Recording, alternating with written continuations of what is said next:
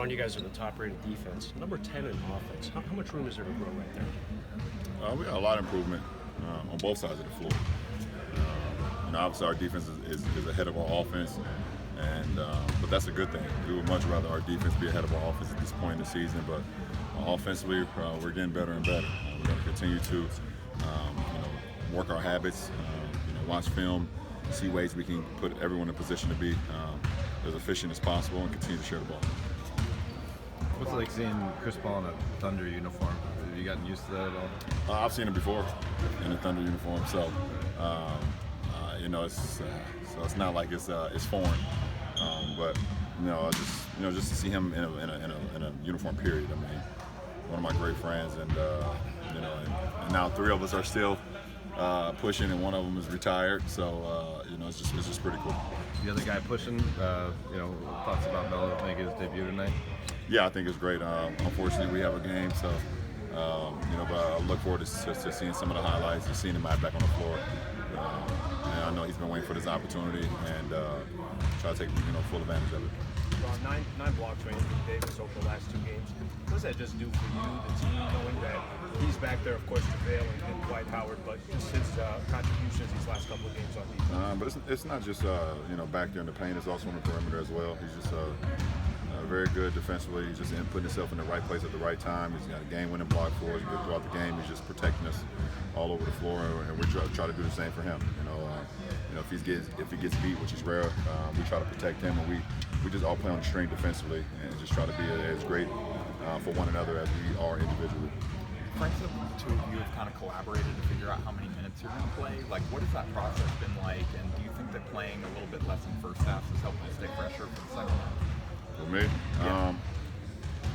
I'm with whatever, honestly. It doesn't matter for me. I train my body, I train my mind to be able to push the limit at any time. So I go into a game, expecting to have to play big minutes, but obviously I know that's not going to be the case. But I will put my mind and my body, so we're ready for whatever. But it's been a good base. It's been a good balance of when I'm on the floor with AD, when I'm not on the floor with AD, and vice versa. We've been able to just try to keep the team going in the right direction and playing winning basketball.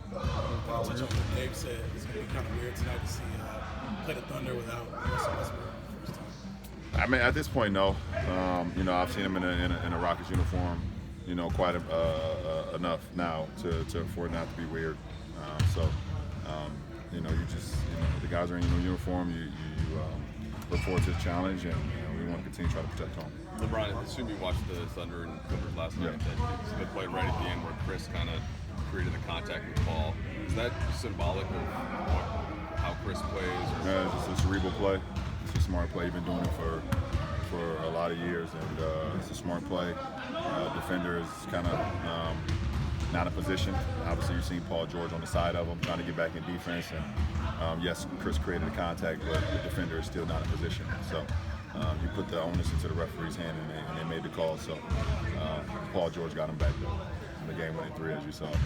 So it worked out. When you think of all that Chris has done with the Players Association, kind of give players the ability to determine where they want to play, how do you think he's handling this situation where he's playing for a team that he didn't originally sign a contract with? And just like you said, it's a business at the end of the day. You control what you can control, and what you can't, you don't worry about.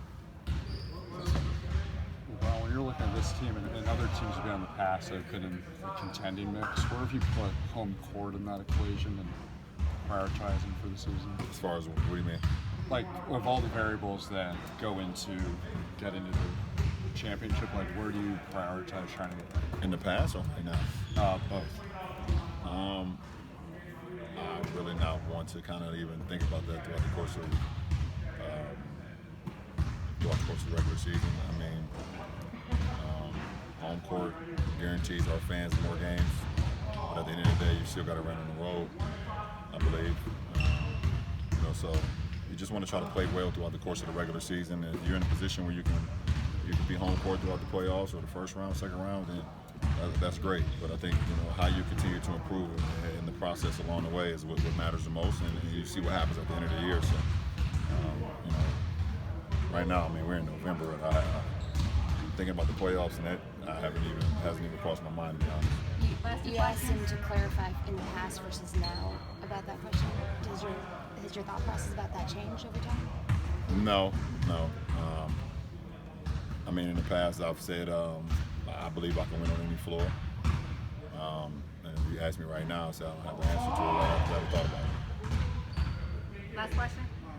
Watching that game last night, what are some of the challenges with the Thunder? I know their record's 5-8, but they've lost some really close games against good teams.